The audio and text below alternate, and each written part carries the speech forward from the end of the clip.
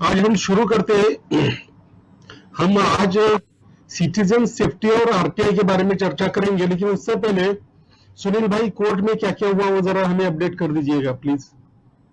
जी, good morning everyone. फिलहाल तो court में हमारा एक मैटर तो 8 तारीख को आने वाला है, जो 45 डेज का है वो। और दूसरा मैटर हमारा जो है वीडियो कॉन्फ्रेंसिंग का है, क्वाज़ी जुडिशियल और एडमिनिस्ट्रेटिव अथॉरिटीज अक्रॉस महाराष्ट्र।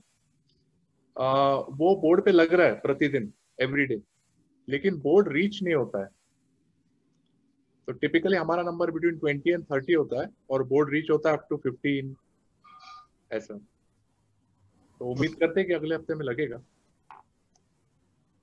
अच्छा, ठीक है, तो अब हम मीटिंग को शुरू करते हैं।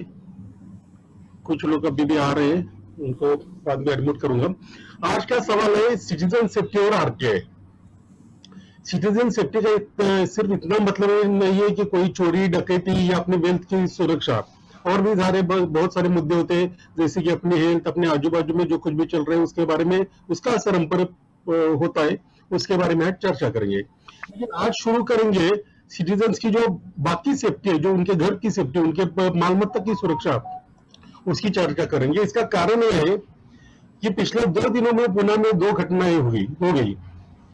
एक में बहुत ही सीनियर एक कपल को लूटा गया, उनके घर में डकैती हो गई। रात को 2 बजे जाकर उन्होंने उनका घर तोड़कर, खिड़की तोड़कर तो उनके घर में एंट्री की और उनको चाकू का धाक दिखाकर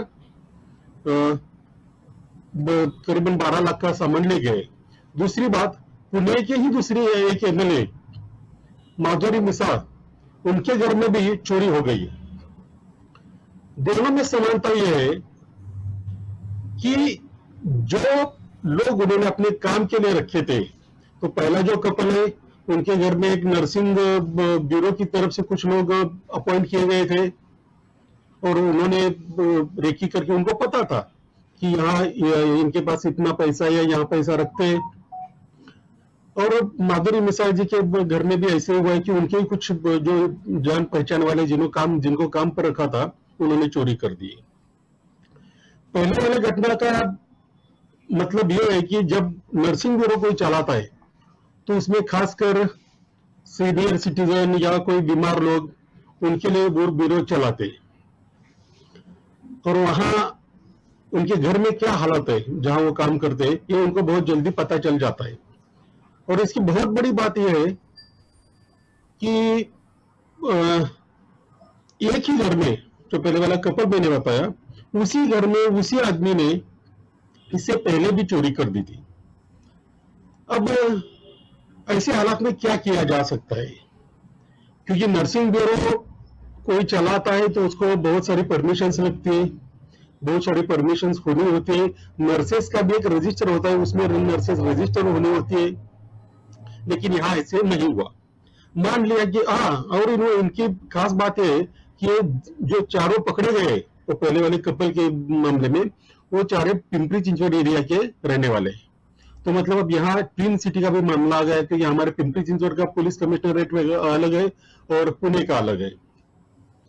तो इसमें गलती किसकी, इसमें आज हम नहीं जाएंगे, लेकिन नागरिक अपनी सुरक्षा कैसे करता है, नागरिक को क्या करना चाहिए, और 2-3 चीजें हम लेने वाले। ये हो गई मालमत्ता की सुरक्षा, अपने घर की सुरक्षा।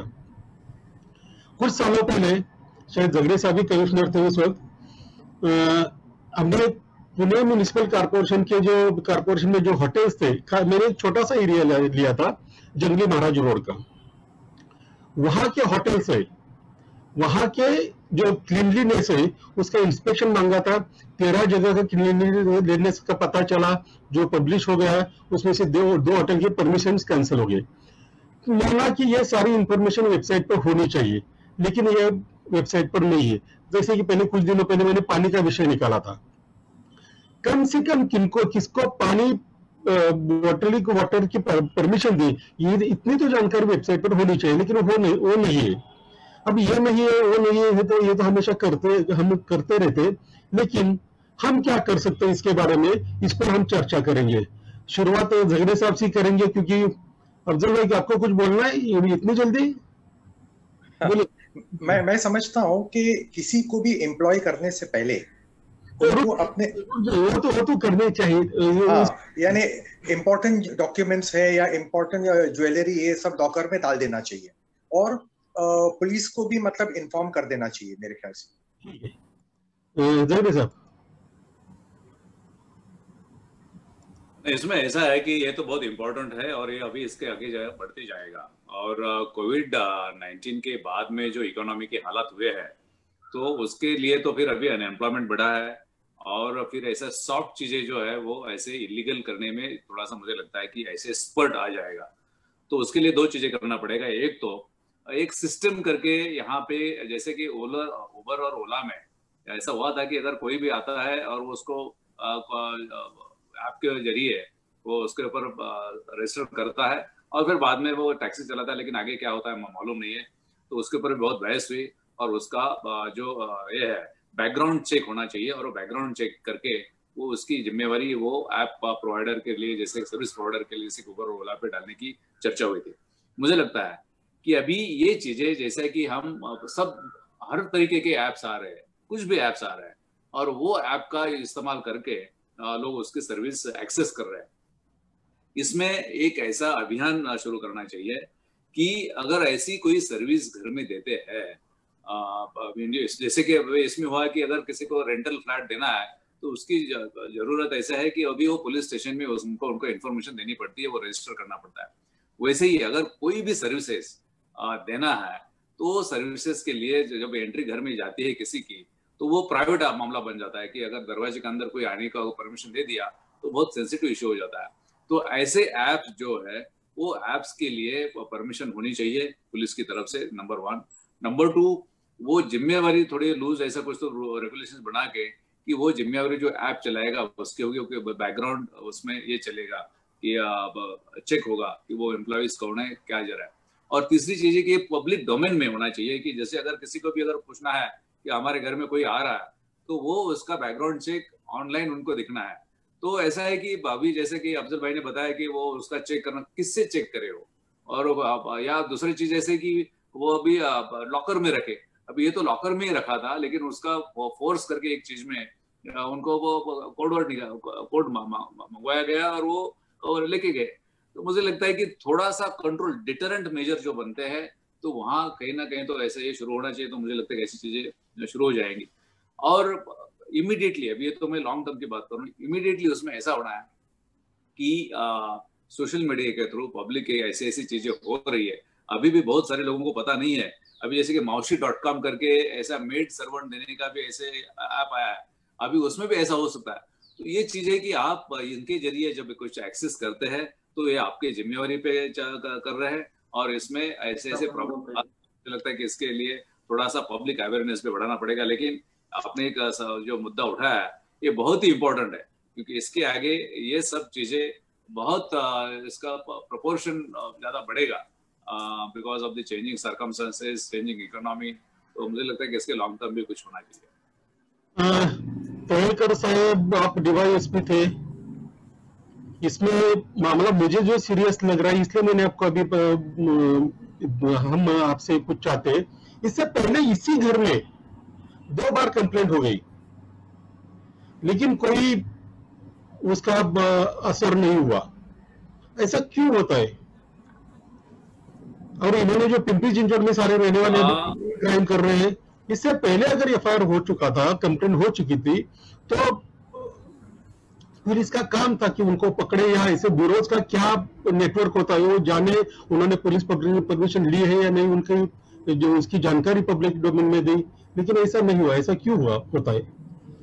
परमिशन, उन्होंने परमिशन लिया नहीं दिया वो बात अलग है, लेकिन आजकल जो ये जैसे झगड़े साहब आप बोले कि लॉकडाउन की वजह से या कोविड का इफेक्ट जो है, उसमें आजकल बहुत सारे पुलिस लगे हुए हैं, रास्ते पे ही है। दूसरा ऐसा है कि जो अपना सिस्टम है, अगर चोर को पकड़ा गया, मुद्देमाल भी पकड़ा गया, सब चार्जशीट भी हुआ, फिर भी केस चलाने में बहुत साल लगते हैं उसमें, और बाद में कन्विक्शन के टाइम जब तक कोई विटनेस रहता है नहीं रहता है, बहुत सारे 90% तो सब छूट जाते हैं, इफेक्ट लॉ का इफेक्ट या पुलिसिंग का इफेक्ट होना चाहिए उतना डिटरेंट नहीं हो रहा है, एक ये बात है। और जिसको कन्विक्शन हुआ है, जो लोगों को कन्विक्शन हुआ है अभी तक अलग अलग ऑफेंस में, तो उसके ऊपर जो प्रिवेंटिव एक्शन लेना चाहिए, उनका बॉन्ड लेना चाहिए, उनके ऊपर जो सर्वेलेंस चाहिए, वो इतना जितना चाहिए उतना इफेक्टिव नहीं है। हम पेपर में कभी कभी पढ़ते हैं कि इसके पहले उसको 15-16 बार कन्विक्शन हुआ है और 17वीं बार पकड़ा गया है। कानून भी ऐसा ही प्रोविजन है कि एक बार कन्विक्शन हुआ और दूसरे बार पकड़ा गया तो नेक्स्ट टाइम वो पहला कन्विक्शन का एविडेंस दे के उसको इनहांस पनिशमेंट करने के लिए कोशिश कर सकते हैं। लेकिन ये अभी कोर्ट में उधर पुलिस को ज्यादा काम है करके ये इस बात को थोड़ा निग्लेक्ट हो रहा है, ऐसा मुझे लगता है। हाँ, लेकिन पहली बार अगर किसी का कंप्लेंट आया है तो उसमें इन्वेस्टिगेशन क्यों नहीं होता? हाँ, वही बोल रहा हूँ ना मैं, पुलिस वाले इसी आरोप में इसी कपड़े के घर में इससे पहले भी ऐसा कुछ किया है। हाँ, पहला इन्वेस्टिगेशन अगर, और इन लोगों ने किसका नाम भी सस्पिशियन भी ये किया है, तो उसको डिटेल में जाके उसका इन्वेस्टिगेशन होना चाहिए था, लेकिन हुआ कि नहीं पता नहीं। लेकिन अगर उसको पहले को ज्यादा परस्यू करते थे तो ये नेक्स्ट जो है वो अवॉइड कर सकते थे। नहीं, अरे 75 उम्र के क्या आवाज करेंगे, घर से बाहर निकल नहीं सकते। उनको कंप्लेंट के लिए भी किसी और का सहारा लेना पड़ा था। उसमें से जो भी एक आदमी है उनका, उसको ये चालू है, मेडिकेशन पर है वो। अभी जो पुलिस ने कुछ ऐप सीनियर सिटीजन के लिए या इमरजेंसी के लिए ऐप कुछ नए निकाले हुए हैं, ये उसका यूज करना चाहिए ज्यादा से ज्यादा ये सिटीजन ने। और जो सीनियर सिटीजन है उनके लिए तो खास अभी कमिश्नर ने दूसरा लॉन्च किया सिस्टम। देखिए, इसमें मुझे एक बात याद आ रही है, जो झगड़े साहब हम जब मिलते वो बात किया करते थे, अगर सीनियर ऑफिसर्स ठीक हो तो नीचे वाले काम करने से करते ही। तो जरूरत है कि सीनियर ऑफिसर, यहाँ भी कुछ सीनियर ऑफिसर्स ने बहुत अच्छा काम किया इसमें, इसलिए हो चुका और 12 घंटे में वो आरोपी मिल गए। लेकिन ऐसा होना ही नहीं चाहिए। इसके लिए क्या करना चाहिए, इस पर हम बहस करेंगे। विनीता जी को जानना है, उन्होंने बहुत ही पहले कहा था, उनके घर पे गेस्ट थे। तो विनीता जी, अगर आप कुछ बोलना चाहते तो बोलिए, बाद में जुगल राठी जी बात करेंगे। नहीं, थैंक यू। मैं जरा देर से आई, लेकिन मुझे ये कहना है कि कभी ही कोविड हो या ना हो, बरसों से law and order system citizen के लिए कभी भी सुरक्षा देती नहीं। एटलीस्ट पुणे में सीनियर सिटीजन्स को थोड़े अटेम्प्ट्स हुए हैं जब ये अच्छे सीनियर पुलिस ऑफिसर्स आते हैं, लेकिन द प्रॉब्लम इसकी आपने जो कल बताया कि नर्सेस ब्यूरो से जो लोग आते हैं तो उनका सब स्कैनिंग करके, जब अभी तो सर्वेंट्स का भी हो गया है तो सब लोग जाके रजिस्टर करते हैं उनको पुलिस स्टेशन में। ऐसे continuously I think through nurses bureau और सिटीजन्स, क्योंकि पुलिस उनको प्लेटर में देंगे तभी वो काम करेंगे।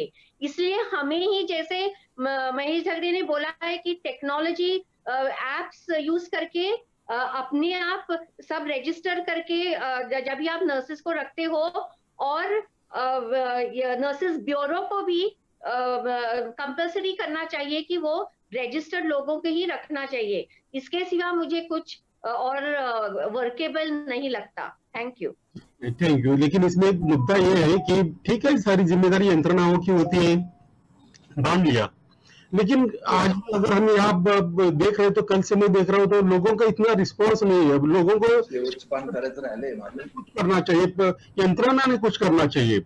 यहाँ कम से कम पुणे पुलिस की वेबसाइट देखें तो वहां तड़ीपार लोगों की यादी है, तड़ीपार लोगों की और क्या बोलते हैं उसको, एब्सकॉन्डिंग लोगों की लिस्ट है। ये अपडेट भी होनी चाहिए, इतने अपडेटेड नहीं है वो, लेकिन ये अपडेटेड होनी चाहिए। और पुलिस को भी चाहिए कि ये सारा जो डेटा है वो पब्लिक डोमेन में डाले। किसको परमिशन दिए, जैसे mausi.com जैसे को हमने परमिशन दी है या नहीं दी है। हमारे यहाँ को जो सुरक्षा एजेंसीज होते हैं हर सोसाइटी में, उसने पुलिस की परमिशन ली है या नहीं ली है, इसकी भी जानकारी बार बार पब्लिक डोमेन में पुलिस ने डालनी चाहिए और लोगों ने भी ये देखनी चाहिए। 1 मिनट जरा बोलूं, 1 मिनट लास्ट। मुझे ये बोलना है कि कुमार जी, आप नेक्स्ट टाइम ना पुलिस कमिश्नर को प्लीज बुलाइए चीफ गेस्ट कर इधर इस फोरम में, और उनको बताइए कि क्या क्या उन्होंने करना चाहिए, क्योंकि बहुत सारे सीनियर सिटीजन्स पुणे में हैं, क्योंकि उनके बच्चे अब्रॉड है। हाँ मैडम, एक बता दो, मैंने आज पुणे के एडिशनल सीपी और डीसीपी को मैंने ये भेजा था लिंक, और ये अगली बार हम कुछ तो उनको लेटर भेजकर देखेंगे वो आते हैं। वैसे भी पुलिस का रिप्रेजेंटेशन हमारे यहाँ है, तड़ेकर साहब है यार, रिटायर्ड भी है, लेकिन नहीं वो नहीं, हमको करंट चाहिए जो एकदम एक्शन प्लान, हम देंगे उनको एक्शन प्लान।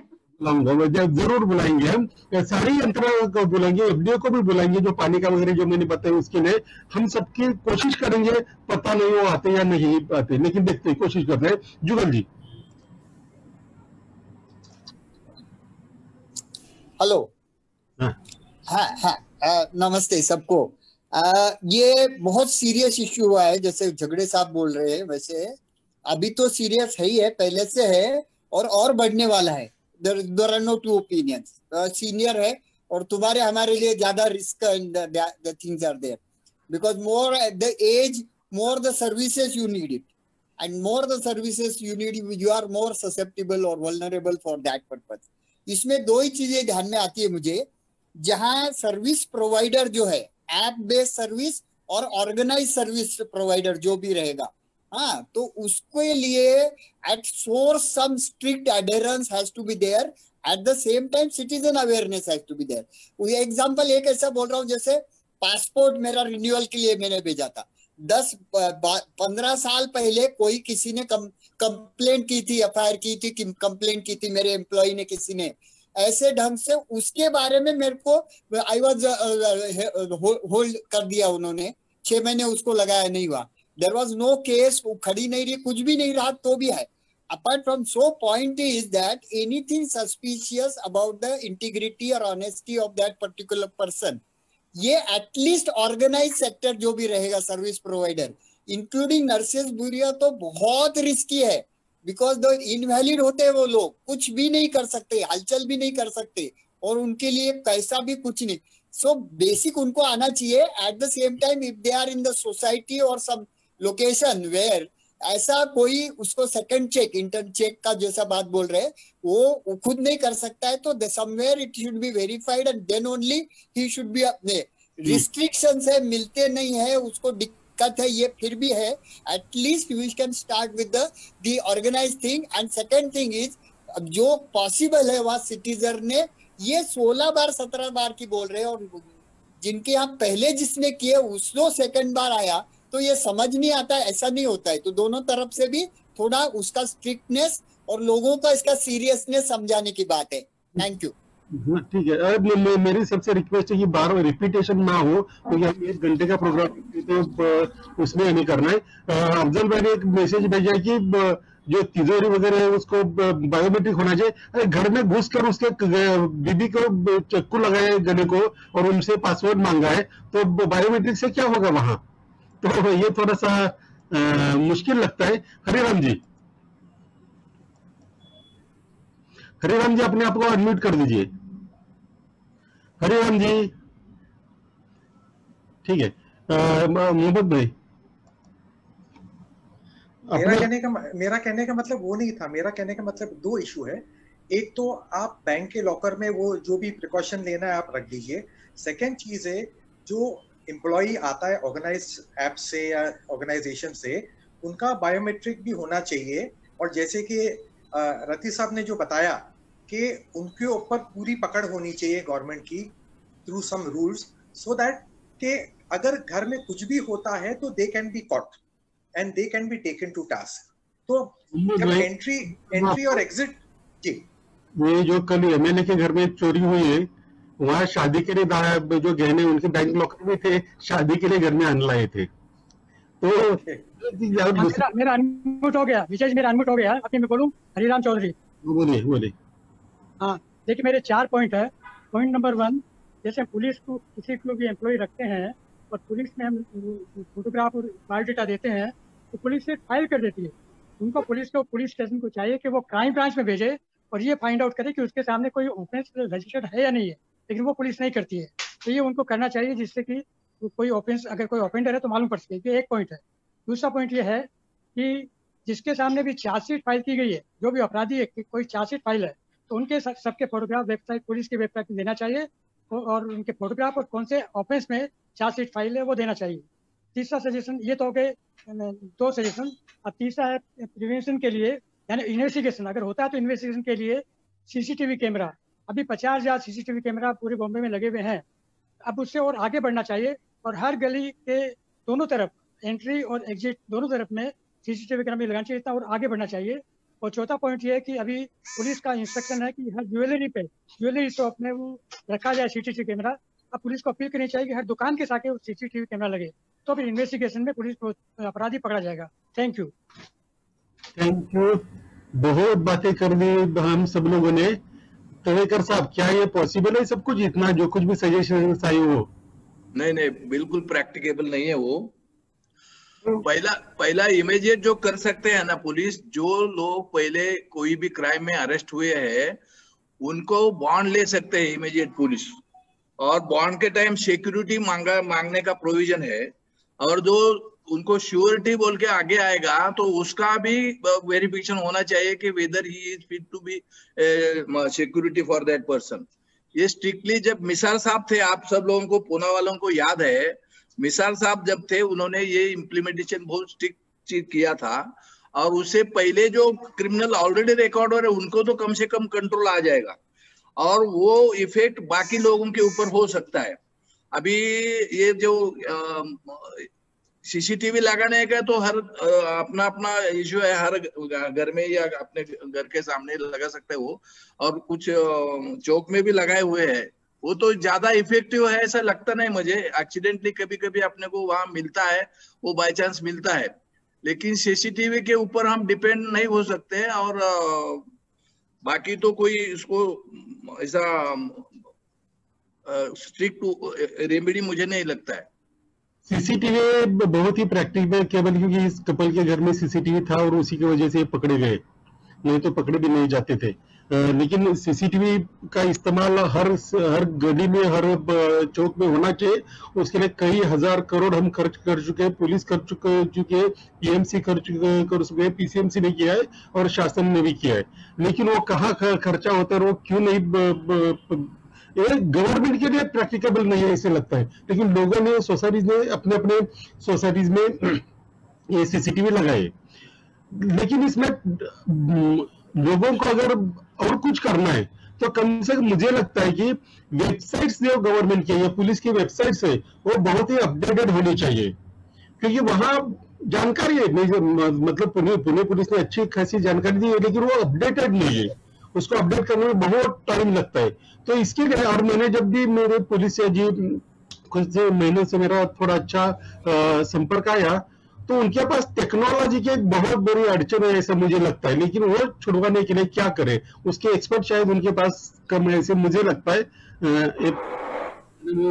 मुझे पता नहीं जगह ऐसा क्यों हो रहा है कि सीसीटीवी सब, लेकिन उसका इस्तेमाल बहुत कम होता है।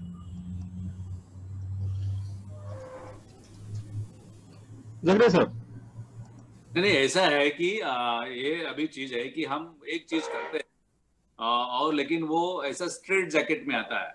वो जो कनेक्टिविटी होती है कि समझो सीसीटीवी लगाए या सोसाइटी के लगाए। इनफैक्ट पुलिस को सोसाइटी के सीसीटीवी है, ठीक है, घर के नहीं, बाहर के तो सीसीटीवी को कनेक्ट करके देना चाहिए, क्योंकि इंफ्रास्ट्रक्चर तो है ही होगा और उनके खुद के भी है। और ये सब चीजें है। अभी देखिए, अभी टेक्नोलॉजी इतनी आगे चली गई है कि पेरिस में ये स्ट्रीट के ऊपर अभी क्या हो रहा है मैं यहाँ देखता हूँ। तो पुलिस को डेफिनेटली यहाँ से सब जो ऐसा कनेक्टेड सिंगल ब्रेन करके इसको कर सकते हैं, और उसको बहुत खर्चा भी आने वाला नहीं है। सोसाइटीज भी उनको एक्सेस दे सकती है। लेकिन प्रॉब्लम ऐसा होता है कि वो जो पहले के हमने ऐसा डिस्कस किया था कि जो टॉप में बैठा है उसने सोचना चाहिए कि मुझे ये शहर में ये नहीं होने देना है। वो अगर सोचा तो फिर बहुत सारे इशू इसमें सॉल्यूशंस आ जाते हैं। वो नहीं हो पा रहा है, और वो क्यों नहीं हो पा रहा है पता नहीं है। लेकिन उसमें क्या, ऐसा ही नहीं कि वो उनको समझता नहीं है, समझता तो है। लेकिन चीज ऐसी कि कोई तो ऐसा फोर्स करके करना चाहिए कि ये सभी चीजें होनी है। मुझे लगता है कि अभी ये सीसीटीवी वहां से भाग के चले गए तो वहां से वो स्ट्रीट का जो पुलिस का सीसीटीवी है वो कैप्चर कर सकता है, पीएमसी का कैप्चर कर सकता है, और फिर वो इसके ऊपर आर्टिफिशियल इंटेलिजेंस वो भी अभी सॉफ्टवेयर गवर्नमेंट के पास है कि वो कर सकती है वहां से कहाँ गया, क्या हुआ। तो ये सिर्फ ऐसा है कि ये डॉट्स कनेक्ट करने की जरूरत है। और आपने तो ये टॉपिक निकाला कि जहां से चोरी हुई है, ये इससे भी ज्यादा डीप रूटेड है। ये तो सिर्फ पुलिस का वे है। अभी डीप रूटेड में सिर्फ 1 मिनट में एक एग्जांपल देता हूँ कि नासिक में एक ऐसी इनवैलिड लेडी थी, उसका 10-15 एकड़ का प्राइम प्लॉट था, उसके लड़के अमेरिका में थे। तो उनके घर में ऐसा ही एक लेडी गुंडा नासिक की, उसने 2-3 ऐसे लॉयर रखे थे और वो सब ऐसे कुछ इनवैलिड लोगों को ध्यान में रखे हुए उनकी प्रॉपर्टी हड़प करने का उनका था। वो ये प्रॉपर्टी करने के लिए जो लेडी के घर में एक मेड रखी और वो सब विल उसका तैयार किया और मेड के नाम के सब प्रॉपर्टी कर दिया। और फिर वो चला 7/12 के ऊपर वो मेड का नाम आ गया और फिर सब उसके जो तहसीलदार, कलेक्टर, ये सब के जो है उनके जो डिसीजन थे वो मेड के नाम पे हो गए। तो ऐसे जो चल रहा है, ये तो सिर्फ ये चोरी तो है ही, लेकिन ऐसा जो इनवैलिड है या कोई ऐसे वल्नरेबल सेक्शंस है, ओल्ड सेक्शन ये है, उनके लिए मुझे लगता है कि बहुत इंपॉर्टेंट है। और ये कहीं ना कहीं तो मुझे लगता है कि इसके ऊपर थोड़ा सा ध्यान नहीं दिया है गवर्नमेंट ने, इसके ऊपर ध्यान देने की जरूरत है। तो जगड़े सर, आपने जो बात की उस पर हम अगली बार ही चर्चा करेंगे, क्योंकि मुझे नहीं लगता एक तो इसमें इस टॉपिक खत्म होने वाला है। आज शायद पुलिस पर ही चलेगा और अगली बार हम पानी या रेस्टोरेंट्स या आपने जो बोला कि ये भी पुणे में बहुत कुछ चल रहा है, इसमें बाकायदा इनको उनकी टोलियां तैयार हो गई। अभी जिस चीज की हम बात कर रहे हैं उसमें मुझे तो लगता है कि मौका लगना चाहिए, क्योंकि इन्होंने उनके घर में अपने लोग भेजे, वहां रेकी की और उनके पास कोई लाइसेंस नहीं है, कोई रजिस्टर नर्स नहीं। तो इसमें मल्टीपल क्राइम्स और बहुत सारे क्राइम्स उन्होंने किए होंगे। लेकिन जहां सीनियर सिटीजन और जहां पेशेंट्स हैं वो तो शायद ही कुछ होने के बाद भी पुलिस के पास गए होंगे। तो लोगों से ज्यादा इन्वेस्टिगेशन तो पुलिस करेगी अगर इनको कुछ ठीक से इन्वेस्टिगेट किया है, तो ऐसे कई 100 क्राइम्स आगे आएंगे। विनीता जी, आपको कुछ बात करनी है? इनको नहीं गलत हूँ। नहीं, मुझे ये जस्ट ऑब्जर्वेशन है, एक न्यू ट्रेंड। तो मुझे जाने पहचाने के 3 फैमिलीज जो है उनके बच्चे यूएसए में है, तो उन्होंने पेरेंट्स को बताया कि आप घर सब सेल इट ऑफ, और उन्होंने जो उनका बंगला वगैरह वो सेल करके उन्होंने उनको बोला है कि एंड ऑफ द लाइफ तक एक मल्टी अपार्टमेंट्स में रहना जहाँ सिक्योरिटी है। तो अभी वो ट्रेंड शुरू हो गया है पुणे में, जहाँ एल्डरली को बच्चे बोल रहे हैं अब्रॉड उधर लेके जा रहे हैं या टेनेंट्स करके रहते हैं till the end of the life. Just my observation. हाँ झगड़े साहब, लेकिन ये मैंने भी सुना है, झगड़े साहब और तोड़ेकर साहब भी, तो ये बहुत जगह हो रहा है। और कई लोगों को ऐसी इंक्वायरीज है कि महीना कितना भी खर्च हो, 1 लाख खर्च हो, 2 लाख खर्च हो, हम देने के लिए तैयार है, लेकिन हमारे पेरेंट्स को भी हमें घर में नहीं रखना है। तो ना इसमें ऐसा है कि this is the sign of failure of governance, बाकी कुछ नहीं है। सब सेक्टर्स में जो गवर्नेंस का फेल्योर है, यहाँ पे हम समाज को सिक्योरिटी नहीं दे पा रहे हैं और लोग ऐसे खुद ऐसे सोच रहे हैं कि यहाँ से माइग्रेट करे या कहीं जाए, तो ये इसके लिए समाज के लिए अच्छा नहीं है। It is failure of government, governance and administrative machinery, is not just police. तो बाकी लोग भी तो ऐसा है कि जो सीनियर सिटीजन के लिए हमारी पॉलिसीज बहुत बड़ी आती है, senior citizen policy, government of India senior citizen policy, state government, लेकिन होता क्या है कि अगर ऐसे इतने सिंपल इश्यूज को हम एड्रेस नहीं कर पाते, तो मुझे लगता है कि ये टॉपिक के ऊपर बहुत सारे टॉपिक्स है, यानी तो बहुत सारे आप लेते हैं, लेकिन ये सब ultimately comes down to failure of governance. और एक एक करके हम जो अभी ऐसा कर रहे हैं इसके पीछे पड़ना पड़ेगा, नहीं तो फिर समाज के लिए कहीं ना कहीं तो ऐसा है कि फिर माइग्रेट होना या कई सोसाइटीज बनना। अभी आजकल सोसाइटीज में सीनियर सिटीजन के लिए तो ये तो सोल्यूशन नहीं है। It is like at the end of life किसी को वल्नरेबल सेक्शन को हम अगर सुरक्षा नहीं दे पा रहे हैं गवर्नमेंट, तो फिर ये किस तरह का समाज है? तोड़ेकर साहब, आप अपने आपको अनम्यूट कर दीजिए, मुझे सवाल पूछना है अभी। तोड़ेकर साहब, तुमसे अनम्यूट कर रहा, अनम्यूट कीजिए अपने आपको। तोड़ेकर साहब, आपका माइक नहीं। हाँ 1 मिनट, सॉरी मुझसे गलती हो गई, 1 मिनट फिर से कर दीजिए।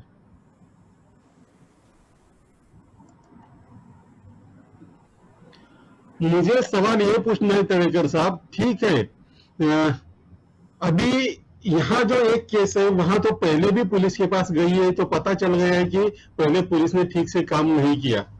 तो क्या इसके लिए भी हमें ही आह्वान करना पड़ेगा कि पहले जिन्होंने काम ठीक से नहीं किया उन पर कार्रवाई करो? हमारा जो ग्रुप है इतना ही नहीं है, अपने जैसे बहुत सारे ग्रुप चाहिए। जब तक पुलिस अभी तक कुछ लोगों के लिए कुछ केयर नहीं कर रही है। अभी ये जो 2 चोरी का इंसिडेंस हुआ है, इनका कंप्लेंट तो एफआईआर लिया है कम से कम। ऐसे बहुत सारे केसेस है कि जहां एफआईआर ही नहीं होता तो इन्वेस्टिगेशन का बात तो अलग ही है, और इनके ऊपर किसी का कोई सुपरविजन नहीं है, कोई है नहीं। मेरे खुद का एक्सपीरियंस है, मैं डीजी साहब को 10 बार इसके बारे में मेल किया। डीजी साहब सीपी से भेजता है, सीपी साहब पुलिस स्टेशन को भेजता है, पुलिस इंस्पेक्टर हवलदार को भेजता है, और कोई किसके ऊपर कुछ होता नहीं। ये मेरा 10 साल का एक्सपीरियंस पूना का है। मैं पूना में ही रहता हूँ और पुलिस के सिवाय दूसरा कुछ काम नहीं करता हूँ।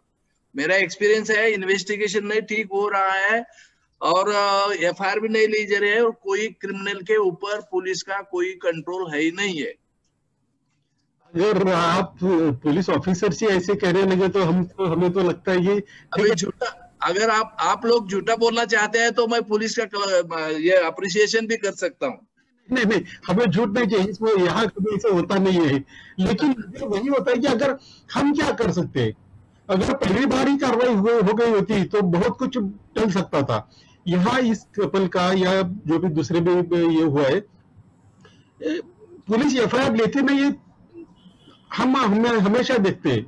लेकिन एफआईआर होने के बाद सीनियर ऑफिसर अगर अच्छे हो तो एफआईआर लिया जा सकता है। मेरा खुद का भी वही अनुभव है कि अगर सीनियर्स अच्छे हो तो नीचे एफआईआर लेते हैं। लेकिन एफआईआर ना लेने का कारण क्या होता है? काम टालना, काम करने का नहीं, या फिर ऐसा भी कह सकते हैं कि कुछ लोग इन जो ऐसे काम करने वाले उनको शामिल होते हैं।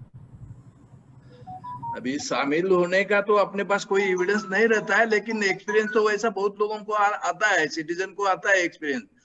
अगर जो ये चोरी छोड़ के दूसरे ऑफिस में तो जो जैसा झगड़ा ये है, उसमें तो जो पार्टी पॉलिटिकल जिसको सपोर्ट है उसके फेवर में आजकल काम चल रहा है, ओपनली चल रहा है सब। और कंप्लेंट लेने का है नहीं लेने का है वो भी उसके ऊपर डिपेंड करता है। जिसके पास पॉलिटिकल सपोर्ट है उसका कंप्लेंट लिया जाता है, उसका इन्वेस्टिगेशन होता है, उसको सब कुछ होता है। लेकिन ये जो प्रॉपर्टी ऑफेंसेस है उसमें भी कंप्लेंट लेना पुलिस रिलेक्टेंट है बहुत। और इन्वेस्टिगेशन प्रॉपर होना चाहिए, इसके ऊपर किसी का सुपरविजन नहीं है। पुलिस प्रॉपर्टीज के मामले वो सारे सिविल में डाल देते हैं और छोड़ देती है। हरिमुदलियार जी, आपको अनम्यूट कर दीजिए। हाँ बोलिए। हाँ, थैंक यू। ये जो हम कह रहे हैं कि नोटिफिकेशन मतलब एफआईआर होना चाहिए, अपडेट होना चाहिए, there is a guideline by the Supreme Court saying कि 24 आवर्स में जो एफआईआर होती है वो भी अपडेट होना चाहिए वेबसाइट पे। मैं तो 6-6 महीने तक वेबसाइट, मुंबई की जैसे शहर में कह रहा हूँ, 6-6 महीने तक एफआईआर अपडेटेड नहीं होता। मैंने 1 महीने पहले कमिश्नर ऑफ पुलिस, डीसीपी सबको ईमेल लिख दिया कि सर आप ये ट्रैक कीजिए, कोई एफआईआर नहीं होता है। उसमें प्रोसेस ऐसा है कि आपको सीनियर को इंटीमेट करना होता है कि एफआईआर नहीं होता। ठीक है, एक और बात बताते हैं। एक मेरे कलीग एक्टिविस्ट आरटीआई में गई थी, लेडी गई थी, वो डीसीपी सर के सामने बात कि हाँ इसको सारा इन्फॉर्मेशन दे दो, ये दे दो, और जवाब जब आरटीआई का रिप्लाई आता है नहीं हमने आपको सैटिस्फैक्टरी जवाब दे दिया। इतना मिसलीडिंग होता है। एफआईआर करके रखा है, 1 साल हो गया, 1 साल के ऊपर हो गया, there is no progress on the FIR, no progress, no कुछ मूवमेंट ही नहीं है उस एफआईआर में। वो बोल रही है ये बंदा यहाँ है, जिसको आप ट्रैक करना है उसको करना है, उसको भी वो लोग नजरअंदाज करते हैं। हाई हैंडेडनेस रहता है, सब छोड़ देते हैं, मिली भगत रहती है सारी। तलेकर सर ने एकदम स्ट्रांगली बोला, वेरी क्लियरली बोला, आप क्या चाहते हो, गुड़ी गुड़ी सुनना नहीं, आप मैं फैक्ट बोलना चाहता हूँ। His experience after he coming out of the force जो बोल रहे हैं is a ground reality. But क्या करें, विच इज अनफॉर्चुनेट। अभी हमें इस लाइन में थोड़ा अच्छा काम करना चाहिए। आपने ये टॉपिक लिया, बहुत अच्छा है, थैंक यू। तलेकर जी, हमने मेरे कल इसी बहाने पुलिस वेबसाइट चेक कर दी तो हो ऐसे रहा है कि एफआईआर डालते नहीं, ये तो बात ठीक है, लेकिन कुछ पुराने अगर एफआईआर देखे तो जंप होते, एकाध दूसरा समझो बलात्कार की केस है, इसी में उसमें वो एफआईआर नहीं डाला, वो हम समझ सकते हैं। लेकिन 429 के बाद एकदम 570 वाला FIR वहां दिखे, तो ऐसे हालात में क्या किया जा सकता है? पब्लिक डोमेन में तो कुछ भी नहीं है, बीच में के जो 150 FIR है वो तो पब्लिक डोमेन में आए ही नहीं। अभी सुप्रीम कोर्ट ने बोला है पुलिस ने ऑनलाइन FIR लेना चाहिए। तो ठीक है, पुलिस की बात नहीं करें, हम जहां जहां भी ऐसा कुछ हुआ है वहां ऑनलाइन का मतलब अलग है। कुछ वेबसाइट, मैंने उस दिन हमारे एक मीटिंग आरोग्य की हुई थी, वहां भी बोला था वो तो ऑनलाइन होता है, लेकिन वो बाहर जाने के बाद खुलता नहीं, ऐसी बात है। ऑनलाइन का काम कभी चलता ही नहीं। अभी भी आप अगर FIR चेक करें तो बहुत सारे डिस्ट्रिक्ट के या गांव के FIR आपको दिखाई नहीं देंगे। कोई सिटीजन ग्रुप्स बना के कोई ठीक काम करने के लिए प्रेशर बनाना चाहिए। जैसे झगड़े साहब हमेशा बोलते हैं ऊपर वाले ऑफिसर के ऊपर कुछ करना चाहिए हम लोगों को, तो जब तक हम वो करेंगे नहीं तब तक वो कुछ होने वाला नहीं। इसमें इनिशिएटिव क्या होना चाहिए? ये 2-4 केसेस अभी जो हो गए, खासकर नर्सिंग ब्यूरो और ये पैसे जो लोग देते, उनके बारे में आप ही एक लेटर तैयार कीजिए, क्योंकि वहां टेक्निकल लैंग्वेज आप अच्छा लिख सकेंगे, हम उस पर साइन कर देते हैं। और इससे पहले कार्रवाई क्यों नहीं हो गई, उस पर भी हमें पुलिस को लिखना है, तो आप लिखिए, हम वो ईमेल भेज देंगे। जुगल राठी जी, ठीक है? हाँ जी। एक बहुत और ज्यादा सीरियस इशू मैं यहाँ बोलना चाहूंगा, शेयर करना चाहूंगा कि police is in conspiracy with the criminals. जहां लोनली लोग रहते हैं या कोई नहीं रहता है या अकेला रहता है, हाँ, सुनो सुनो सुनो सुनो सुनो, वो रजिस्टर करते हैं या पुलिस जो अलर्ट पे या पहरे पे होते हैं रात में, वो ध्यान करके वो ही इंफॉर्मेशन प्रोवाइड करते हैं क्रिमिनल को और बाद में शेयर करते हैं। ऐसी केस मुझे पता है जहां उन्होंने करके इसलिए वो डेकॉइटी का कुछ भी आगे हुआ नहीं। This is a very very serious issue. हम जो अभी तक बोल रहे पुलिस में सब जाके रिकॉर्ड करना चाहिए, सर्वेंट के लिए होगा जो भी है, और वहां रिकॉर्ड करेंगे और वही लोग उनसे शामिल है, वही उनको इंफॉर्मेशन देते हैं, वही अरेंज करते हैं कैसे क्राइम हो जाए वहां और बाद में शेयर करते हैं। तो इसको भी एड्रेस करना बहुत जरूरी है, otherwise we are getting in more serious problem. झगड़े साहब, ये तो हमने सिविल में इसमें देखा था, लेकिन पुलिस में भी ऐसे है। मुझे एक बात समझ में नहीं आ रही है, पुलिस में इन्फॉर्मर्स है, क्यों नहीं है?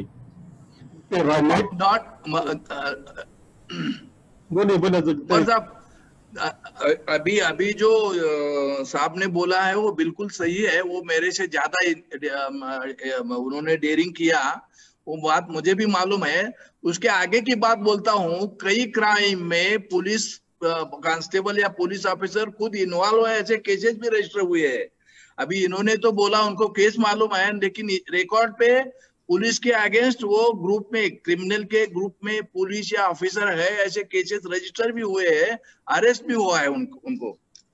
झगड़े साहब नहीं, मुझे अभी ऐसा है कि मैं अभी देखो, मैं बार बार वही कहता हूँ और आपको शायद वो मेरा सुनना भी कभी इसके बाद में आगे वो बोर लगेगा, लेकिन ये फेलियर कहाँ से शुरू होता है कि जो चीफ सेक्रेटरी वहां बैठा है होम डिपार्टमेंट का, जिसको आजकल एडिशनल चीफ सेक्रेटरी दिया जाता है, सबसे सीनियर जो बिलो चीफ सेक्रेटरी, ये उसका फेलियर। वो बैठ के क्या कर रहा है कि पूरे राज्य में अगर ऐसे हर एक बार में तो ये नहीं हो रहा है, वो नहीं, मुझे लगता है कि उनको ये करना चाहिए कि देखिए आपके अंदर पूरे महाराष्ट्र में ऐसी ऐसी चीजें हो रही है, तो आपका इसका रिव्यू लेते नहीं है और आपने कितने लोगों के खिलाफ एक्शन लिया है।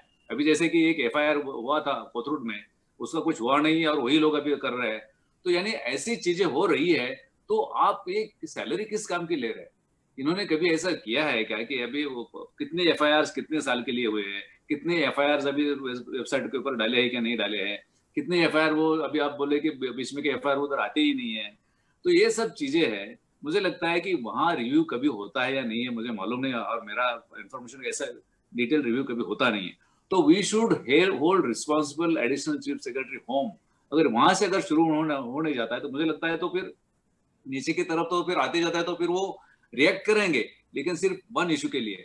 बाकी इश्यूज तो ऐसे ही क्रॉप अप होते रहेंगे। वो एडमिनिस्ट्रेटिव कल्चर जो है, अभी मैं बोलता हूँ कि मैं भी 2001 में स्कॉटलैंड यार्ड के पुलिस के उधर 1-2 दिन वहां में अटैच हुआ था। तो वहां पे उनका जो पुलिसिंग है, कोई भी सीरियस क्राइम रहा तो वहां पे सीनियर पुलिस ऑफिसर हमारे जैसे कि डीवाईएसपी और असिस्टेंट कमिश्नर है, उनका पहुंचने का एवरेज टाइम था 1.5 मिनट या 2 मिनट, तो उसके पहले कैसा कम करे वो उनका ये कहना था। अभी हमारी यहाँ से वहां तक जाने के लिए हम तो अभी रजिस्टर ही नहीं कर रहे, ये हम FIR है तो उसके ऊपर इन्वेस्टिगेशन नहीं किया, कितना डिफरेंस है। और ये सब कहाँ से होता है, तो टॉप से वो मॉनिटरिंग होना चाहिए कि राज्य में क्या चल रहा है। तो मैं जो बार बार ये कहता हूँ, लेकिन अभी क्या है कि जो फेलियर शुरू होता है तो टॉप से फेलियर शुरू होता है। नहीं झगड़े साहब, अभी हम ये करेंगे, तळेकर साहब को जरा ज्यादा फोर्स करेंगे कि वो एक लेटर लिखे, क्योंकि टेक्निकलिटीज और वहां की क्या डिफिकल्टीज है वो भी वो जानते हैं। तो हम एक लेटर, हम इतना तो कर सकते हैं। और लोगों को भी चाहिए कि बार बार जाकर वेबसाइट देखिए, सिर्फ गवर्नमेंट को दोष देते बैठे, क्योंकि बहुत सारी इंफॉर्मेशन पब्लिक डोमेन में है जिसका उपयोग हो सकता है। हरि मुदलियार जी, अपने आप को अनम्यूट कर दीजिए। हाँ जी, यहाँ एक मुंबई के आउटस्कर्ट में, आउटर बॉर्डर में एक ACP senior police inspector and his team, 2-स्टार इंस्पेक्टर मतलब सब इंस्पेक्टर, सब लोगों को लैंड ग्रैबिंग मामले में एक बहुत ही स्ट्रांग बिल्डर को उसको फंसा दिया। ठीक है, अभी उस ये मार्च अप्रैल की महीने की बात है, ही वाज नेम नहीं करूंगा, that ACP and his entire team got suspended. अभी they are all suspended. But ये सस्पेंशन, ये उसकी इतनी फॉलो अप किया था उस बंदे को, जो बिल्डर का था, उसको जेल में डाल दिया था। ये CBI इंक्वायरी से दिल्ली से आया ऑर्डर उसको सस्पेंड करने का, तब जाके सस्पेंड हुआ। मतलब स्टेट गवर्नमेंट में हम चाहेंगे तो भी, अगर हम कंप्लेन भी करेंगे तो हमारे मशीनरी का कोई वर्क ही नहीं करता। अभी उसका वो बंदा इन्फ्लुएंशियल था, उसकी रीच थी, वो CBI से वहां कहीं से मिनिस्ट्री से इंक्वायरी करवा लिया और सस्पेंड हुआ। कॉमन मैन, आप और हम जैसे आदमी लोग को तो कोई सुनेगा ही नहीं। It's very very very difficult, very alarming. जैसे सर ने बोले कि ये लोग मिले रहते हैं कि हम जहां हम एक्टिविस्ट 4-5 कंप्लेन किए, अरे ब्लैकमेलर आ गया, ब्लैकमेलर आ गया, that's how they start saying. और इनकी क्या होती है, इनको ये चाहता है कि हमें ज्यादा से ज्यादा मतलब पैसा लूटना है, ये करना है। कॉमन मैन अपने फंडामेंटल राइट, अपनी प्रॉपर्टी के राइट बचाने के लिए कुछ कर ही नहीं सकता है, बेचारा गिव अप ही कर देगा। Thank you. हरे जी, एक मिनट, तळेकर साहब आप बोलना तो चाहते हैं, लेकिन आप अपने आप को अनम्यूट कर दीजिए। उससे पहले मैं एक सवाल पूछूंगा, तळेकर जी आप अनम्यूट कर दीजिए। एक मिनट, मेरी बात सुनिए। ठीक है, हम जो क्या हो रहा है देख रहे हैं, लेकिन हमें इसमें RTI, शायद सिर्फ RTI करना ही की बात नहीं कर रहा हूं, लेकिन सेक्शन 4 में क्या क्या होना चाहिए, कौन सी बातें पब्लिक हो गई तो इसमें असर पड़ सकता है, और ये सारी इंफॉर्मेशन जो लोगों को चाहिए वो पब्लिक डोमेन में आएगी। इस पर हम चर्चा करेंगे। तळेकर जी बोलिए। अभी जो जिन क्रिमिनल को कन्विक्शन हुआ है कोर्ट में, तो वो सब लोगों का लिस्ट डालना चाहिए पब्लिक डोमेन में, और उनके ऊपर पुलिस ने उनका फिर दोबारा क्राइम नहीं करेगा ऐसा बॉन्ड लिया है क्या, वो भी डालना चाहिए। और जो क्रिमिनल है उनके खिलाफ कितने ऑफेंसेस में कन्विक्शन हुआ है वो भी रिकॉर्ड चाहिए। और उसमें एक्सटर्नमेंट करने का, बॉन्ड लेने का अलग अलग प्रोविजन है उसमें, प्रिवेंटिव एक्शन का। वो 100% पुलिस ने लिया है कि नहीं, हम देख सकते हैं अगर वो पब्लिक डोमेन में है तो। जो रिकॉर्ड में क्रिमिनल है उसका तो पहला स्ट्रिक्टली बंदोबस्त करेंगे, बाद में जो नहीं है, जिनको फॉलो करने का है, उनको जो करने का एक्शन बाद में किया जाएगा, लेकिन ये जो कर सकते हैं इमीडिएट, ये तो एक्शन पहले करना चाहिए। और दूसरा, आप जो अभी प्रॉपर्टी का इशू निकाला था उन्होंने, एक 74 ईयर की लेडी, ओल्ड लेडी मुझे मालूम है, उसको 98 से बिल्डर ने पैसा पूरा लेके अभी कुछ डॉक्यूमेंट करके नहीं दिया। उसका case police station, ACP, DCP, CP, DGP, secretary और होम डिपार्टमेंट के पास 10 बार जाके आया। होम डिपार्टमेंट के पास, CM के पास भी 10 बार जाके आया। CM होम डिपार्टमेंट को लिखता है, होम डिपार्टमेंट सेक्रेटरी को लिखता है, सेक्रेटरी DG को लिखता है, DG CP को लिखता है, और उसके बाद कुछ होता नहीं है। 1 साल वो ऐसा फाइट कर रहे हैं अपने केस के लिए। अभी वो 74 होने के वजह से उसको लगता है कि अभी ये ऐसे टाइम में अगर कुछ हो गया तो उसके पास कुछ कागज है नहीं, और उसका फ्लैट ऐसा फ्री कोई तो ले जाएगा, किसी को, उसके लड़के को या कोई उसका रिलेटिव कोई होगा तो उसको मिलेगा नहीं, क्योंकि कुछ भी कागज नहीं उसके पास, खाली रिसीट है 2-3 उसको पेमेंट किया का। ये पुलिस का या वो ये हमारे में से कितने लोगों को हमारा ये गार्डियन सेक्रेटरी है, मालूम नहीं हमको।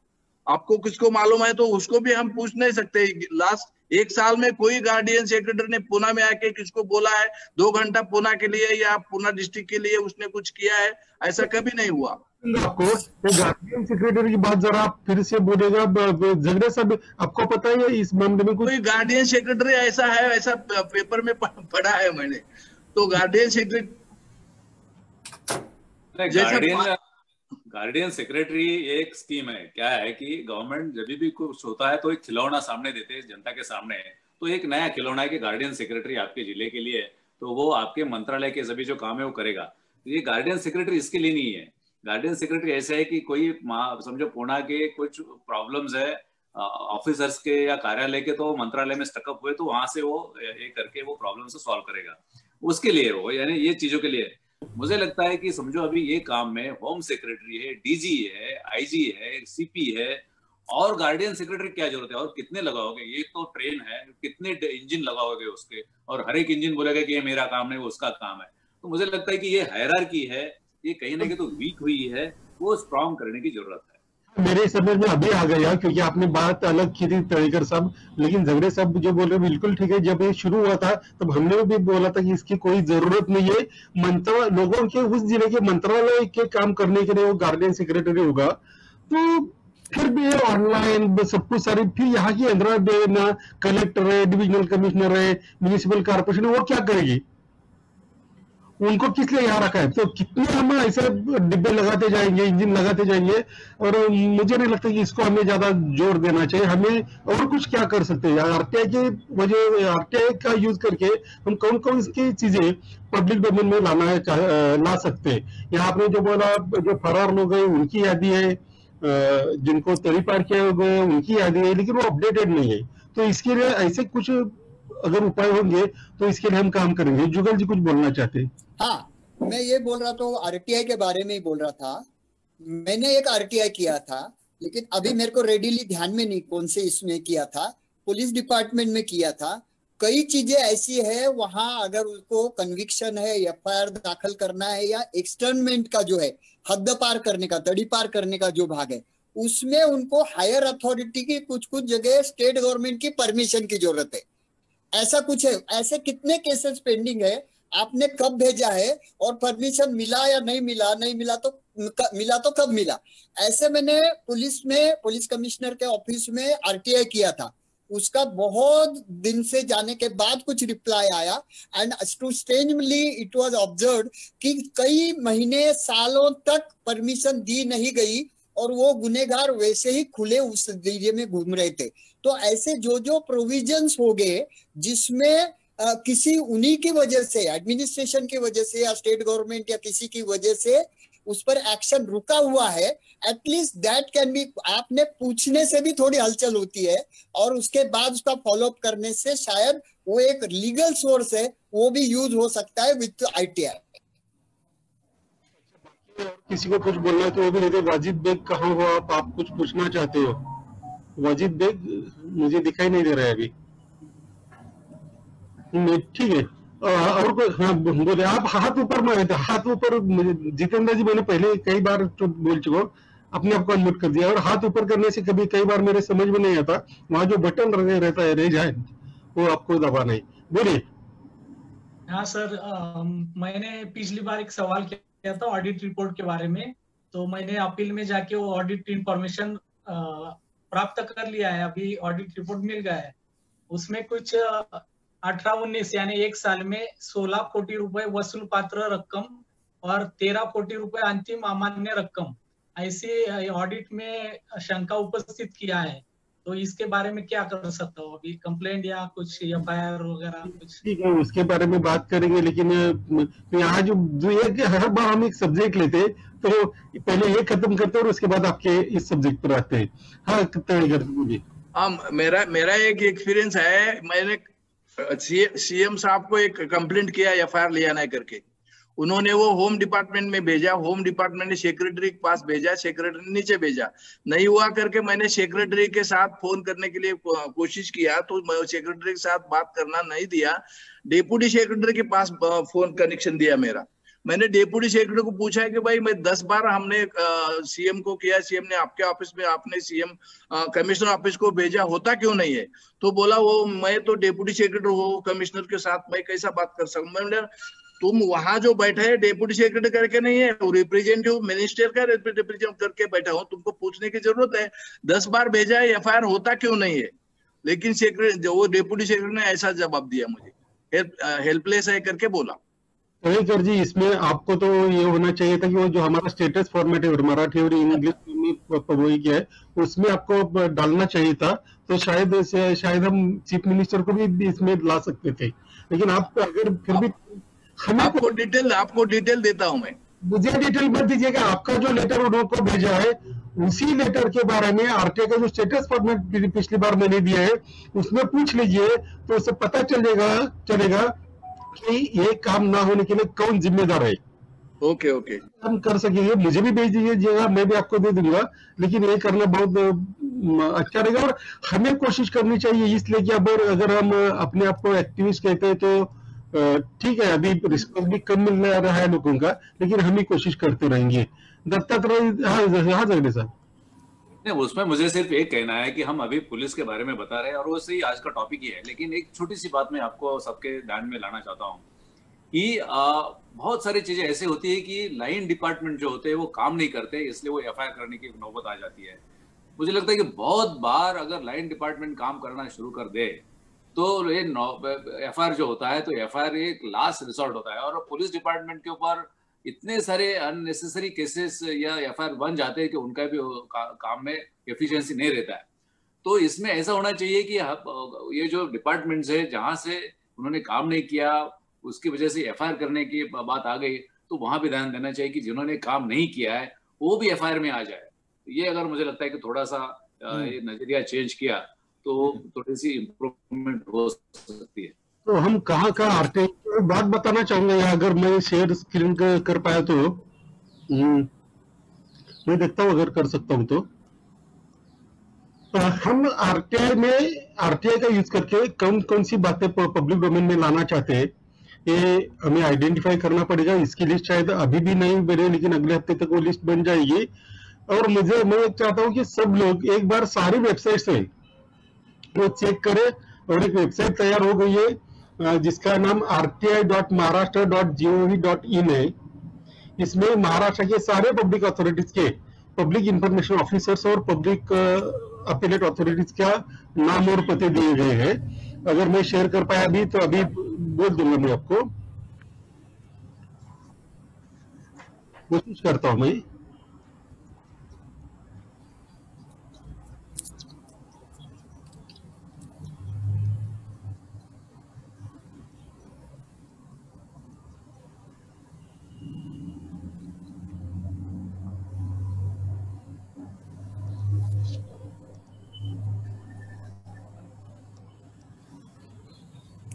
स्क्रीन शेयर हो रही है? नहीं, अभी तो नहीं आई। अभी देख लीजिए, अभी स्क्रीन शेयर हो गई। यहाँ नीचे आपको जहां दिखा है अपील अधिकारी और जनमाहिती अधिकारी, यहाँ आप जाओगे तो महाराष्ट्र के सारे कोई भी ऑर्गेनाइजेशन ले लीजिए, कलेक्टर ऑफिस पुणे लेता हूं मैं, और एक कैप्चा दिया उन्होंने वो डाला। तो यहाँ जितने भी ऑफिसर्स हैं उनके नाम और नाम भी यहाँ दिए गए हैं, तो ये सब बहुत आसान हो जाएगा कि अपने अपने एरिया का या अपने अपने डिपार्टमेंट का जो हम क्या करते हैं कि हम बार जो थर्ड पार्टी का बार होता है, तो इससे आपका काम सब जगह के महाराष्ट्र के जितने भी जिले, जितने भी म्यूनिसिपल कॉर्पोरेशन है, म्यूनिसिपैलिटीज है, वहाँ के पीआईओज और अपीलेट अथॉरिटीज का यहाँ नाम दिया गया है। वेबसाइट का नाम rti.maharashtra.gov.in ऐसा है। राइट। तो आप ये कर सकते हैं। और क्या सजेशन, किसके क्या क्या इंफॉर्मेशन पब्लिक डोमेन में होनी चाहिए, सुनील भाई? मैं आप सब लोगों को ध्यान से सुन रहा हूं। मैं पब्लिक डोमेन में कौन कौन सी इंफॉर्मेशन नागरिक पुलिस की वजह होनी चाहिए, इसके बारे में हम बोल रहे हैं अभी। हाँ नहीं, मेरा कोई इसमें व्यू नहीं है, मैं आप सब लोगों को सुन रहा हूँ। ठीक है, तवेकर साहब। पहले तो आप देखेंगे तो पुणे का ऑफिसर का भी पब्लिक इसमें नेट में डाला हुआ नहीं, ऑफिसर का नाम भी नहीं डाला। जो अभी जो ट्रांसफर हुआ ना 2 महीने के पहले, बहुत सारे ऑफिसर के, उनका नाम भी नहीं है, उनके नंबर नहीं है, उनका ईमेल नहीं है, ये भी है पहली बात। दूसरी बात बोल रहा हूँ, सब क्रिमिनल जो है, जो क्रिमिनल आइडेंटिफाइड है, वो तो कम से कम पुलिस के सर्वेलेंस के अंडर चाहिए, वो भी नहीं हो रहा है आज के दिन में। इसमें एक मिनट आपको इसलिए रोकता हूँ मैं, ये जो आप बोल रहे ट्रांसफर वगैरह की इंफॉर्मेशन पब्लिक डोमेन में, तो ऐसा नहीं। उनकी जो स्टेट गवर्नमेंट पुलिस की वेबसाइट है, वहाँ कल का भी ट्रांसफर का ऑर्डर उन्होंने डाला हुआ है। तो हमें सिर्फ नहीं है बोल के नहीं चलेगा, हमें ये वेबसाइट देखनी पड़ेगी। ये मैं नहीं देखा, कल ही देखा मैंने, इसी बहाने सब कुछ चेक कर रहा था तो मुझे वो देखने को मिला।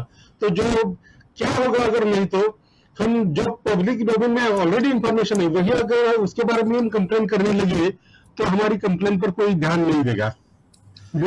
एक क्रिमिनल जो आइडेंटिफाइड क्रिमिनल है, उनका तो रिकॉर्ड पब्लिक डोमेन में चाहिए, और उनको क्या एक्शन लिया है पुलिस ने वो भी एक्शन इसमें चाहिए। कम से कम जो जितने क्रिमिनल पुलिस के रिकॉर्ड पे है उनके ऊपर तो सर्वेलेंस, स्ट्रिक्ट सर्वेलेंस होना है। उसका इफेक्ट बाजू के लोगों को या दूसरे क्रिमिनल के ऊपर हो सकता है। ठीक है, और किसी को कोई सजेशन देना है? नहीं तो अब नहीं, मेरा सिर्फ एक ही सजेशन है। जैसे अभी हर बार हम सोच के फाइनली जिस पर आते हैं वो ढंग से, कि ये सिचुएशन में भी जो गिवन डेजिग्नेटेड अथॉरिटी ठीक से काम नहीं करती है, उसके लिए मैसेज तो जाना चाहिए, there is some public pressure. And PCMC में अभी जो कमिश्नर आए उसके बारे में काफी अच्छा सुना हुआ है, तो उन तक कैसे पहुंचेंगे, उनको ये मैसेज कैसा जाएगा? और वो अनफॉर्चुनेटली ये जो क्रिमिनल है उधर के ज्यादा है अभी ऐसा दिख रहा है, तो ये मैसेज पब्लिक प्रेशर का एनफोर्समेंट अथॉरिटी तक पहुंचने के हिसाब से कुछ करना चाहिए। वो मैंने पहुंचा दिया है जी, मैंने पहुंचा दिया है। जी ठीक है, तो ये एक्सरसाइज अगले हफ्ते के लिए रखते हैं, और अगले हफ्ते हम दूसरी सुरक्षा के बारे में चर्चा करेंगे। अभी कुछ लोगों के सवाल है वो लेते। बोलिए, अभी आप जितेंद्र महाजन जी बोलिए। हाँ सर, मैंने ये कि क्या था विषय, क्योंकि आप अचानक शुरू हो जाएंगे तो बहुत सारे लोगों को कोई समझ में कुछ नहीं आएगा। बोलिए। मैंने आरटीआई डाला था ऑडिट, म्युनिसिपैलिटी के ऑडिट रिपोर्ट के संदर्भ में। कहाँ का ऑडिट रिपोर्ट? म्युनिसिपैलिटी धरमगांव। अच्छा, कौन सा जिला था ये? डिस्ट्रिक्ट जलगांव। ठीक है, बोलिए। तो उसमें ऑडिट रिपोर्ट अपील में मुझे दिया है उन्होंने। तो ऑडिट में नगर पालिका का बजट आता है 30 करोड़ रुपए का, और आक्षेप उसमें लिए गए है वसूल पात्र रकम है 16 कोटी रुपए, और अंतिम अमान्य रकम है 13 कोटी रुपए। तो ऐसी ऑडिट में शंका उपस्थित किया है ऑडिटर ने। तो उसके खिलाफ क्या एफआईआर कर सकते हैं, या कोर्ट में जा सकते हैं, या कंप्लेन कर सकते हैं? मैं साहब से पूछेंगे, क्योंकि एक बार हमने पुणे में भी ये निकाला था। तो वसूल पात्र रकम कई बार इंटरनल कुछ मामलों की वजह से होता है। जहीर साहब आप बता सकते हैं मैटर इसमें? इसमें ऐसा है कि जो ऑडिट ने निकाला है उसने सेट प्रोसीजर, वो कॉन्स्टिट्यूशन लॉ इसके वहां से आई है कि अगर ऑडिट में पूछा गया है तो अभी ऑडिट के आगे फिर उधर वो मंत्रालय के डिपार्टमेंट में जाएगा, वहां तक चले जाता है, और उसमें अकाउंट्स कमेटी होती है। वो अकाउंट कमेटी तक जाके फिर वो पूछेंगे कि सेक्रेटरी को पूछेंगे कि आपने क्यों नहीं वसूल किया है, तो वो फिर उसमें उनको जवाब देना पड़ता है कि वसूल क्यों नहीं किया है। तो ये तो प्रोसीजर चलती रहेगी, या इसमें तो ये आपको ये करना पड़ेगा कि इसके आगे फिर उनके ऊपर क्या किया है। अभी जो म्युनिसिपल काउंसिल के लिए जो डिविजनल कमिश्नर होते हैं वो डेप्यूटी डायरेक्टर होते हैं उनके लिए। तो आपने म्युनिसिपल कमिश्नर से, डिविजनल कमिश्नर से पूछना चाहिए कि आपने इसके ऊपर क्या किया है, और अगर वो नहीं किया तो फिर उनको municipal administration director, municipal administration भी होता है और सेक्रेटरी होता है, ये आपने चलना चाहिए। ये एफआईआर करने की जो बात है, तो मुझे लगता है कि ये पहले ये तो एग्जॉस्ट होना चाहिए कि इन्होंने क्या किया करके, और ये तो अकाउंट्स कमेटी तक चले जाएगा कि इन्होंने, और अकाउंट्स कमेटी देखी कि इनमें अगर हुआ नहीं तो फिर किसकी जिम्मेवारी है, क्या है, एफआईआर करना है या नहीं करना है, वो भी डायरेक्शन देते हैं कभी कभी अकाउंट्स कमेटी भी, इसमें एफआईआर हो जाए करके। तो आप डायरेक्टली एफआईआर करना है आपको, तो फिर अभी उसमें प्रावधान ऐसा है कि कोई भी पुलिस एफआईआर जब तक नहीं लेती जब तक उसको ऑडिट नहीं होता है। आपके इसमें तो ऑडिट हुआ है, तो अभी ऑडिट में वो एफआईआर ले लेगी, उसमें आपको एफआईआर करने का आप कर सकते हैं। उसमें सर कोई सेक्शन वगैरह कुछ बता सकते हैं? नहीं, अभी इसमें ये तो क्या है कि अभी 420 और यही हुआ है ना कि अभी इसमें उन्होंने जो करना था वो नहीं किया है, अलग ही कुछ किया है। तो आप सेक्शन की क्यों चिंता कर रहे हो? वो तो पुलिस ने देखना है कौन सा सेक्शन है। आप पुलिस इसके सेक्शन की चिंता मत कीजिए। नहीं, वो उनके ऊपर छोड़ दीजिए कि क्या करना है करके, कि ये करना है। आप पुलिस मत बनिए। आप पहले क्या है कि वो ऐसा हुआ है, आप देखिए कौन से सेक्शन लगते हैं। वो इसमें सेक्शन 30 IPC 34 पे लगेगा कि जैसे कि सब इकट्ठा होकर उन्होंने एक गुनाह किया है, ये तो चलेगा। लेकिन वो एडमिनिस्ट्रेटिव में आप क्यों जा रहे हैं? एफआईआर में क्यों आ गए? क्यों एफआईआर? नहीं, मुझे सेक्शन नहीं पूछना था, मुझे एक्ट पूछना था। एक्ट क्या अभी नहीं, मैं देखिए आपका मैं पूछ रहा हूँ कि आपको पैसा वसूल होना है या उनको पनिशमेंट होनी है? हाँ, तो दोनों ऑप्शन है, कर सकते हैं ना। नहीं, पहले तो देखिए, अगर पनिशमेंट, पुलिस सिर्फ पनिशमेंट करेगी, वो वसूल नहीं होगा। अगर आपको वसूल करना है तो एडमिनिस्ट्रेटिव इससे जाना पड़ेगा। पुलिस तो जिन्होंने किया है वो तो फिर वो सिर्फ उनको पनिशमेंट होगी जो कुछ हुआ है करके। तो ये आपका as a citizen, as an activist, आपका क्या होगा कि जनता का पैसा है, वो पैसा कैसे वसूल किया जाएगा वो एडमिनिस्ट्रेटिव मैटर से चले जाएगा। पनिशमेंट तो उसमें आ ही जाएगी। ठीक है। अच्छा, सर इसमें प्योरली भ्रष्टाचार बोल सकते हैं कि इसको जो है? देखिए आपका करना क्या है। देखिए भ्रष्टाचार, मुझे आपका दिमाग आपका समझ में नहीं आ रहा है कि वो उसके, देखिए कि आप टैक्स दिया है, वो टैक्स से डिविजनल कमिश्नर बना है, उसमें डायरेक्टर म्युनिसिपल एडमिनिस्ट्रेशन बना है, वो सेक्रेटरी यूडी बना है, और फिर एमएलए की वो कमेटी बनी है, अकाउंट्स कमेटी। तो ये तो है ना, उधर भ्रष्टाचार है क्या नहीं देखने के लिए। आप क्यों वो सबका रोल आप क्यों ले रहे हैं कि आपके खुद के ऊपर क्यों ले रहे हैं सबका रोल?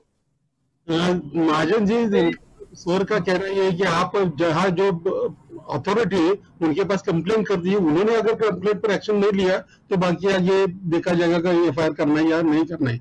लेकिन हर चीज के लिए, हर काम के लिए हमारे यहाँ एक अथॉरिटी है, तो उसके पास पहले जाना चाहिए। कोर्ट भी आपको डायरेक्ट जाओ तो कोर्ट भी आपको एंटरटेन नहीं करेगा। तो आप पहले तो सर ने जो अथॉरिटीज बोले वहां लिखिएगा।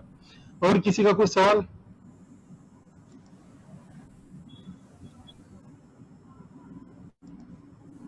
दत्तात्रय देवी जी. सर आज काय बोलायचं नाहीये, कारण यामध्ये काम नाही केलेलं मी काहीच. नाही, मला तुमचा हात वर केल्यासारखं वाटलं म्हणून नाही. तो 1 घंटा हो चुका है, मेरे ख्याल से किसी के मन में कोई सवाल भी नहीं है। तो अगली बार के लिए कुछ ये करते हैं कि कुछ और सब्जेक्ट आइडेंटिफाई करते हैं जो हम पुलिस को कहे कि सारी इंफॉर्मेशन हमें पब्लिक डोमेन में होनी चाहिए।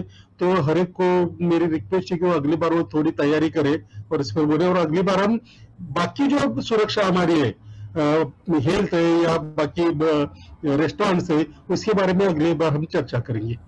Thank you very much. Thank you all.